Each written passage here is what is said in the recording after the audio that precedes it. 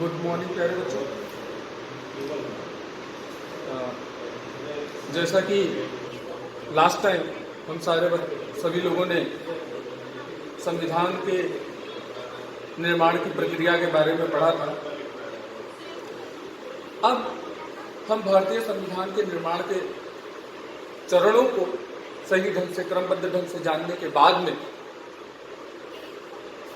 हमें ये जानना बहुत जरूरी है, या इस बात को अच्छे तरीके से समझ लेना बहुत जरूरी है कि जो भारतीय संविधान है, उस भारतीय संविधान को निर्देशित करने वाले मुख्य तत्व कौन कौन से, मुख्य बातें कौन कौन सी। प्यारे बच्चों, वैसे तो भारतीय संविधान को या भारतीय संविधान के मुख्य विशेषताओं के विषय में, मुख्य चीजों के विषय में बताने के लिए हमारे नेताओं के द्वारा, राजनेताओं के द्वारा, संविधान निर्माताओं के द्वारा और बहुत सारे अन्य लीडर्स के द्वारा इसको अपने तरीके से परिभाषित किया गया है, इसकी व्याख्या की गई है। परंतु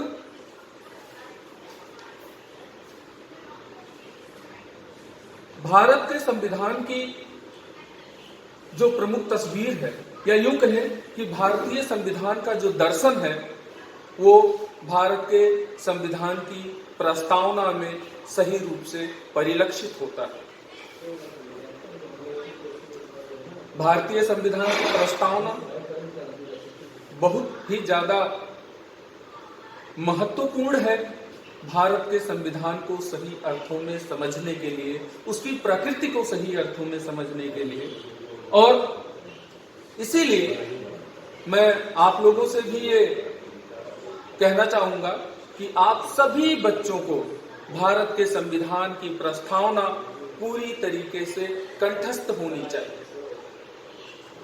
3 बार 4 बार आप उसको बार बार पढ़ेंगे तो ये आपको याद हो जाएगी, और उसमें शामिल जो प्रमुख शब्द हैं, वो शब्द आपको पता होने चाहिए, उनके अर्थ आपको पता होने चाहिए। तो आज मैं आपके सामने प्यारे बच्चों भारत की संविधान की प्रस्तावना में निहित उन मूल शब्दों को लेकर के उपस्थित हूं, जिनको की जानना आपके लिए बहुत ही ज्यादा आवश्यक है। और जैसा कि आप सभी लोग पिछले सालों के प्रश्न पत्र अगर उठा करके देखेंगे तो आप ये पाएंगे कि हर दूसरे या तीसरे साल इनमें से कम 4-5 शब्दों की व्याख्या करने के लिए आपको दे दिया जाता है। तो एग्जाम की दृष्टि से भी ये महत्वपूर्ण है, साथ ही साथ में जीवन में आगे बढ़ने के लिए भी, और साथ ही साथ संविधान को समझने के लिए भी इन शब्दों की अहमियत है। प्यारे बच्चों, जैसा कि आप जानते हैं, हमारे संविधान की प्रस्तावना की शुरुआत ही होती है we the people of India, यानी हम भारत के लोग। हम भारत के लोग अर्थात यहां पर जो पूरा हमारा संविधान है वो भारत के लोगों को समर्पित है। इसका निर्माण भारत के लोगों के द्वारा किया गया है और ये भारत के लोगों के लिए किया गया है। कहने का तात्पर्य यहां पर यह है कि भारत का जो संविधान है वो पूरी तरीके से भारतीयों को समर्पित है, और अब यहाँ पर किसी भी तरीके का ना तो वंशानुगत रूल है, ना तो राजशाही है, ना सैनिक शासन है। सीधे अर्थों में हम कहें तो यहाँ पर भारत की जनता सर्वोच्च है, सबसे शक्तिशाली है, क्योंकि समस्त शक्तियां भारत की जनता में निहित है, जो कि अपने सरकार का चुनाव करती है, जो कि अपने नेताओं का चुनाव करती है, जो संसद में बैठ करके विधान बनाते हैं, नियम कानून बनाते हैं। दूसरा, sovereign. Sovereign is also very important word because sovereignty मिलना या संप्रभुता, इसका हिंदी में अर्थ है संप्रभुता, ये राज्य को, राज्य से यहां तात्पर्य भारत देश से है, राज्य को अपने इंटरनल और एक्सटर्नल अफेयर्स, अपने आंतरिक और बाहरी मामलों में निर्णय लेने में सक्षम बनाता है। इसका मतलब यह है कि भारत के संविधान का जब निर्माण हुआ, प्यारे बच्चों, उस समय द्वितीय विश्व युद्ध समाप्त हुआ था और पूरी दुनिया दो खेमों में बटी हुई थी। कुछ सोवियत रूस के पिछलग्गू देश थे तो कुछ संयुक्त राज्य अमेरिका के पिछलग्गू देश थे, और वो किसी न किसी रूप में उनके ऊपर निर्भर थे। लेकिन भारत ने अपने सॉवरेनिटी को बरकरार रखा, कायम रखा। कहने का तात्पर्य है कि यहाँ पर अपने आंतरिक और बाह्य मामलों में निर्णय लेने में वो पूरी तरीके से स्वतंत्र रहा।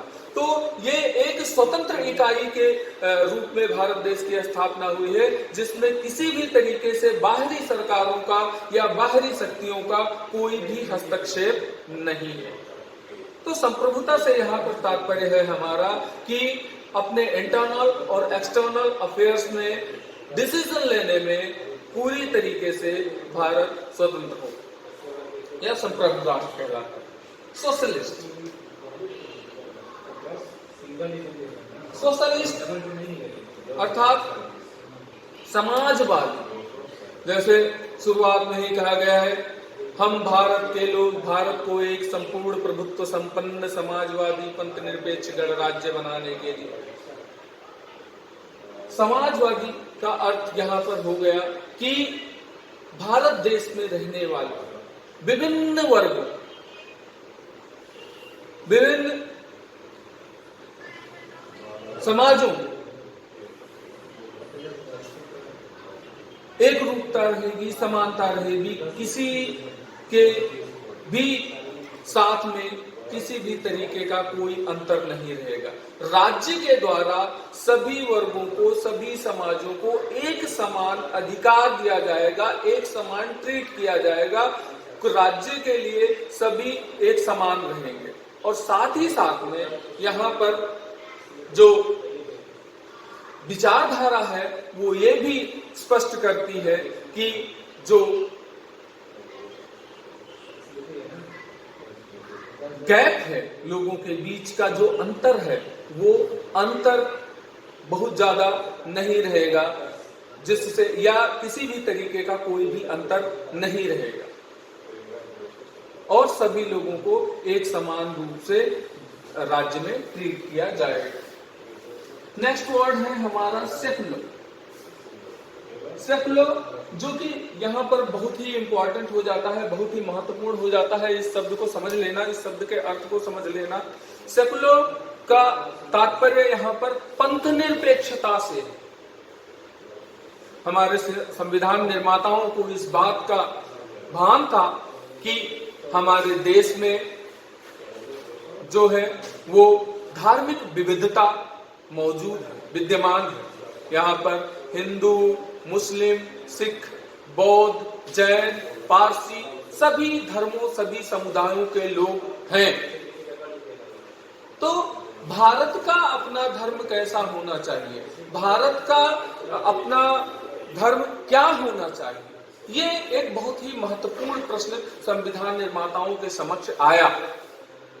तो जैसा कि हम देखते हैं कि हमारे आसपास के पड़ोसी देश श्रीलंका पूरी तरीके से कह सकते हैं कि बुद्धिस्ट कंट्री है, नेपाल हिंदू कंट्री है और हिंदू धर्म को मानने वाला है, पाकिस्तान इस्लामिक कंट्री है, इस्लाम धर्म को मानने वाला है, इसी तरीके से पश्चिमी देश क्रिश्चियन कंट्रीज हैं और ईसाई धर्म को मानने वाले हैं। लेकिन इन सब से अलग हट करके भारत के संविधान निर्माताओं ने भारत के जो विधान था उस विधान की तस्वीर कुछ अलग ही रखी, जिसमें यहाँ पर रहने वाले सभी धर्म, सभी वर्ग के लोगों को एक समान ट्रीट किया जा सके, उनके साथ में एक समान व्यवहार किया जा सके।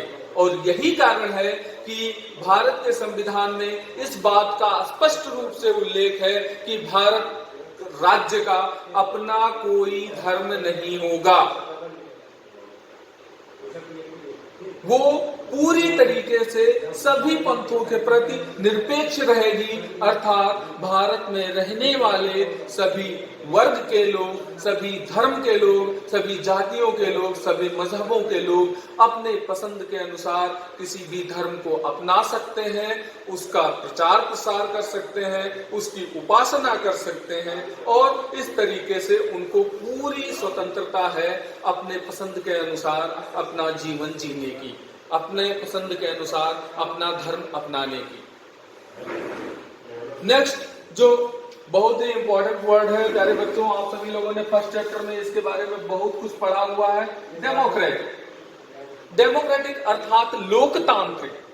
सीधी सी बात है, लोकतांत्रिक का अर्थ आपके दिमाग में ये जरूर आ गया होगा जो आपने फर्स्ट चैप्टर में पढ़ा होगा, democracy is a form of government in which the leaders are elected by the people. बिल्कुल सही है कि ये एक ऐसा देश होगा, एक ऐसा राज्य होगा जहां पर उनके नेताओं का चुनाव, या आप यूं कहें कि जहां पर सरकार का चुनाव प्रत्यक्ष या अप्रत्यक्ष रूप से जनता करेगी।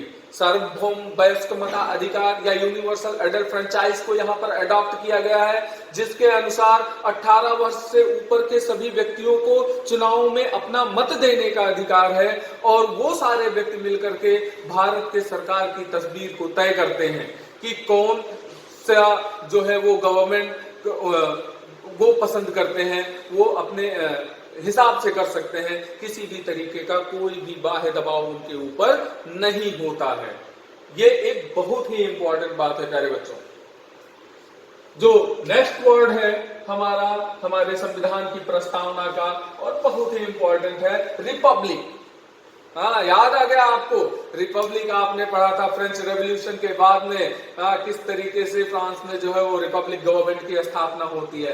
बिल्कुल सही है, यहाँ पर प्यारे बच्चों गणतंत्र इसका अर्थ होता है और इसका अर्थ यही है कि भारत की जो हेड है, जो अध्यक्ष है या जो प्रमुख है, जो प्रधान है, उसका चुनाव प्रत्यक्ष या अप्रत्यक्ष रूप से भारत की जनता ही करेगी। किसी भी तरीके से उसका जो ये पद है वो उसको वंशानुगत रूप से उत्तराधिकार में मिला हुआ नहीं होगा, ये हेरिडेटरी नहीं होगा।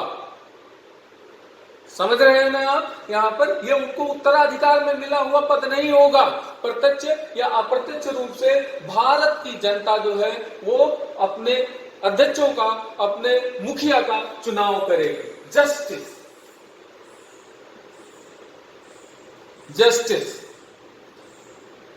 सोशल, पॉलिटिकल एंड इकोनॉमिक, सामाजिक, राजनीतिक और आर्थिक न्याय,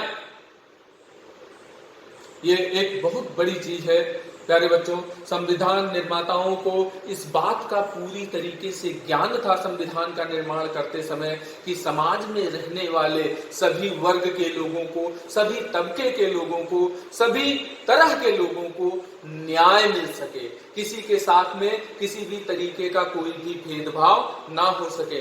और यही कारण है कि सभी के लिए एक समान व्यवस्था की गई है और किसी के साथ में उसके जाति के आधार पे, उसके धर्म के आधार पे, उसके निवास स्थान के आधार पे, उसके लिंग के आधार पे, उसके अमीर या गरीब की हैसियत के आधार पे, उसकी त्वचा के रंग के आधार पे, हाँ याद आ गया अपार्थाइड, उसकी त्वचा के रंग के आधार पे किसी भी तरीके से भेदभाव नहीं किया जा सकता, अंतर नहीं किया जा सकता। लिबर्टी,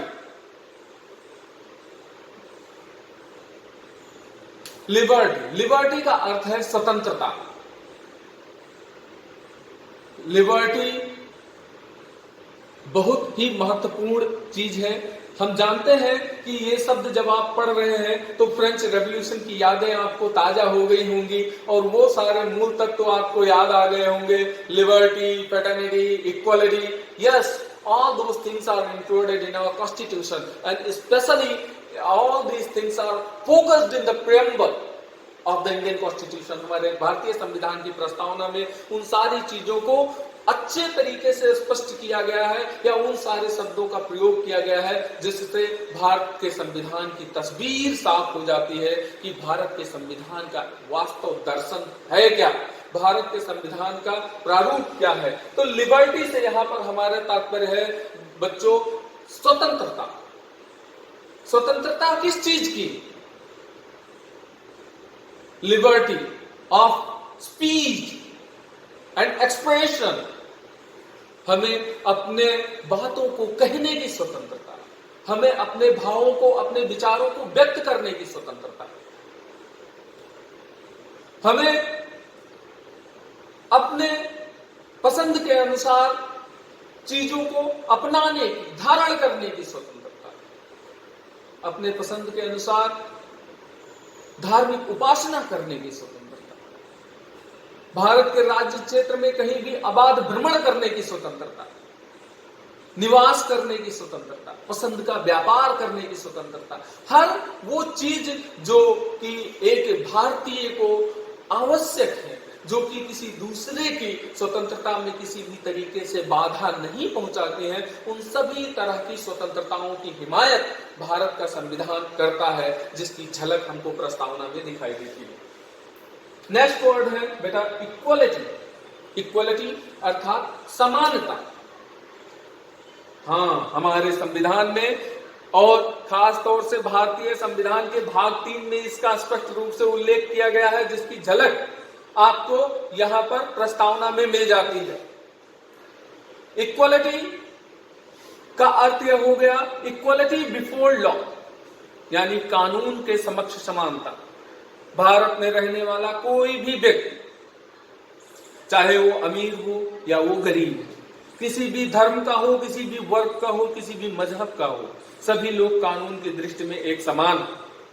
साथ ही साथ में भारत का संविधान ये भी स्पष्ट करता है समानता के उपबंधों को स्पष्ट करने के लिए, there was no discrimination on the basis of caste, gender, religion, race, birthplace, social और economic background। किसी भी तरीके से कोई भी अंतर, कोई भी भेदभाव नहीं है और सभी लोग ना केवल कानून के नजर में समान है, बल्कि वो सभी लोग उन सभी लोगों के साथ में किसी भी तरीके का कोई भी अंतर नहीं किया जा सकता। इसको पूरी तरीके से प्रोहिबिटेड किया गया है, निषिद्ध किया गया है। तो हमारा जो इक्वलिटी है वो भी इस चीज से क्लियर होता है। हाँ, मैं जानता हूं कि आपके मन में ये बात जरूर आ रही होगी कि what about the deprived classes, उसके बारे में आप लोग जो लास्ट चैप्टर हम लोग पढ़ेंगे उसमें स्पष्ट किया गया है। एक्चुअली इक्वलिटी के तहत ही ये प्रावधान भी किया गया है कि अनटचेबिलिटी को पूरी तरीके से रिमूव किया गया है और अब इस तरीके से व्यवहार करना क्राइम के अंतर्गत आता है। फ्रेटर्निटी, हाँ, फिर से आपको हमें पता है कि फ्रांस का गणतंत्र का स्थापित होना और फ्रांस का जो विश्व को जो देन है वो सारी बातें आपको याद आती होंगी। यहाँ पर बंधुता का तात्पर्य बिल्कुल वही है कि भारत में रहने वाले सभी वर्ग के लोग, सभी धर्म के लोग, सभी मजहब के लोग, सभी लोग इसको अपने देश के तरह, अपने घर की तरह ट्रीट करेंगे और किसी भी तरीके सब लोग मिलजुल करके एक साथ में रहेंगे। किसी भी तरीके से उनके बीच में कोई भी अलगाव या किसी भी तरीके का और भी दुराग्रह की भावना नहीं रहेगी। तो प्यारे बच्चों, इस तरीके से भारत के संविधान की प्रस्तावना इन सारी बातों को अपने अंदर निहित करती है, जिनको जानना समझना हमारे लिए बहुत ही महत्वपूर्ण है। साथ ही साथ में आपके लिए एग्जाम पर्पस से भी इन सारी बातों को जानना और समझना बहुत ही महत्वपूर्ण है। आज के लिए इतना ही प्यारे बच्चों। अच्छा, एक और चीज रह जाती है इस चैप्टर में, जो कि थोड़ा सा इसका इंट्रोडक्शन किया गया है और बाद में इस पर एक पूरा चैप्टर है इंस्टीट्यूशंस, जिसके बारे में हम लोग चैप्टर 5 में पूरी तरीके से अच्छे तरीके से पढ़ेंगे बेटा। हाँ, इसके बाद में इलेक्टोरल पॉलिटिक्स है और फिर कॉन्स्टिट्यूशनल डिजाइन, तो इंस्टीट्यूशनल डिजाइन तो या वर्किंग ऑफ इंस्टीट्यूशन में हम उसको पूरी तरीके से अच्छे तरीके से समझने का प्रयास करेंगे। ठीक है, थैंक यू।